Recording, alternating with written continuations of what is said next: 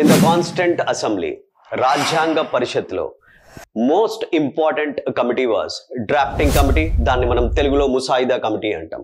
ఈ యొక్క ముసాయిదా కమిటీలో అది ఎప్పుడు ఏర్పాటైంది, ఆ కమిటీలో ఎంతమంది ఉన్నారు, ఆ కమిటీకి చైర్మన్ ఎవరు అనేది మనకి ఎగ్జామినేషన్ పాయింట్ ఆఫ్ వ్యూలో ఇంపార్టెంట్ అండి.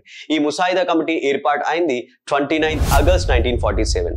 దాని యొక్క చైర్మన్ గా constitutional expert and the great personality doctor BR Ambedkar was the chairperson of the drafting committee.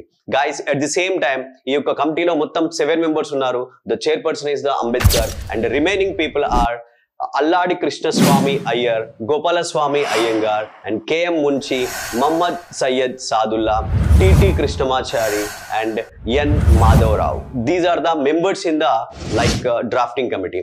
Guys, N Madhavarao వచ్చేసి బిఎల్ మిట్టల్ ఆయనని రీప్లేస్ చేసి మాధవరావు గారు రావడం జరిగింది.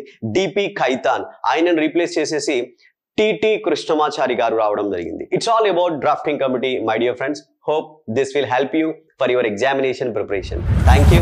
Namaste.